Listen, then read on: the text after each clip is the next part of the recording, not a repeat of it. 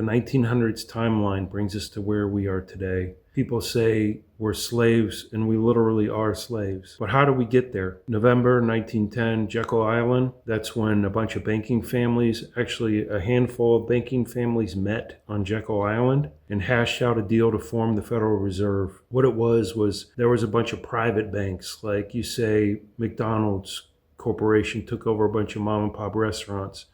Which they did. Same for banking. And then December 23rd, 1913, some of these dates are interesting. The numbers and the dates. Federal Reserve, December 23rd, 1913, Federal Reserve was formed. 1920 was Prohibition. 1929 was the so-called Great Depression. It was great for them. It wasn't great for the tax cows. So the Great Depression was, do you ever see those things, like all these torture devices from the Catholic Church, like the Iron Maiden, for example? They had these things that, I don't know what they're called, they put them in their fingers and they would have these little tighteners. So you squeeze your finger and it just leaves on there. So it's agonizing.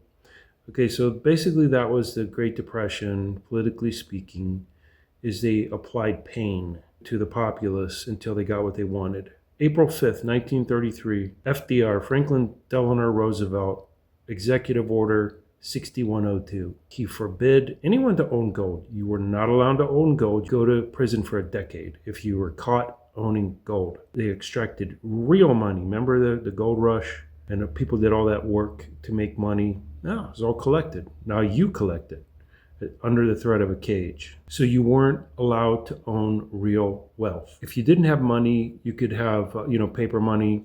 Trade gold. Just have a scale. I'll give you this nugget for that horse. You could just have a scale and have some type of testing, know what real gold is, what it looks like, etc. And then you don't need banks. That's what they couldn't have.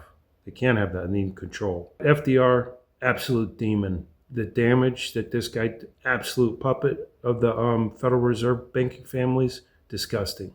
And they lauded him as some hero, with the New Deal. Like he ushered everybody. He was everybody's daddy. He tucked him in at night. It was the PSYOPs. That was April 5th, 1933. Executive Order 6102. Gold coin, gold bullion, or gold certificates within the continental United States was illegal. It's like Prohibition. They're telling you what you can and can't have or do. All gold had to be delivered to the Federal Reserve Bank or member bank by May 1st, 1933. I remember talking to a woman, and her grandpa threw away his gold. He's like, they're not getting it, something like this. Like she said he threw it in the fireplace. It's kind of ridiculous because it's metal. So then the New Deal, this is on 1929, Great Depression, 1933, taking all the gold. Now the New Deal growing the government jobs. Look at the scale of the government. I heard it was something like 1 in 10 people work for the government in some form. So we have daddy government taking care of us, took away our wealth, but they're going to be our caretakers. Don't worry, you can trust them. We know that. 1933 to 1950s, doctors endorsed cigarettes for their health benefits. There was even they even prescribed cigarettes. As we know today with COVID and everything, you can 100% trust doctors. They are in your best interest. They do not represent corporate interests at all. Of course, we know that. So that was 30s, 50s, November 1936. Social Security numbers were developed. The banking families with the Great Depression creating that pressure, that pain, they own the ownership of the United States, all assets transferred to them. It was economic terrorism. The Great Depression was economic terrorism for them to essentially buy America at a fire sale prices. These banking families that own the Federal Reserve, they own all assets in humans. It's your labor unit. Your Social Security number is your barcode because you are owned. You're owned. It's ownership. People today feels like it's an open air prison or it's slavery. It literally is. You're owned, and your Social Security number is proof of that. December 7th, 1941, the Pearl Harbor PSYOPs. July 20th, 1945, Operation Paperclip.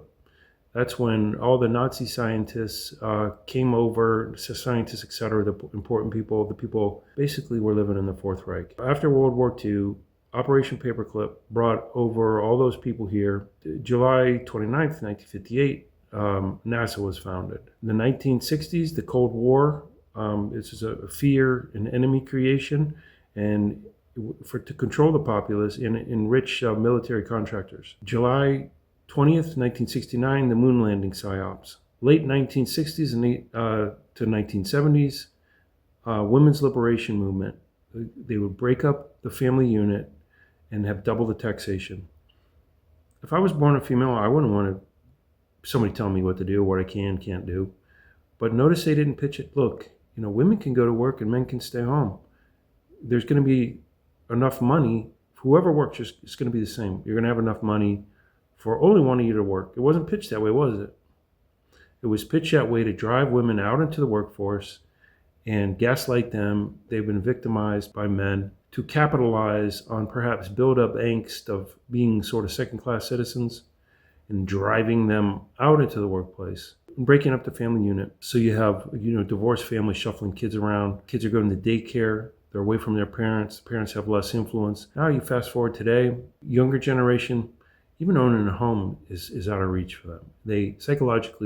They've already accepted the fact that they will likely never own a home. So this is where it brought us. At the time, it was pitched as altruism, and it was pitched that everybody's going to be rich because you're going to have double the income. Now, two people work for less than one used to. So it's all a scam. Of course, we know it's a scam. 1968, Philip Morris marketed Virginia Slim cigarettes exclusively to women, and their tagline was, "You come a long way, baby. You deserve cancer too." And it was a thinner cigarette for the smaller, petite hands. August 15th, 1971, Nixon removed this from the gold standard. Remember, they stored our gold and gave us certificates, wood pulp.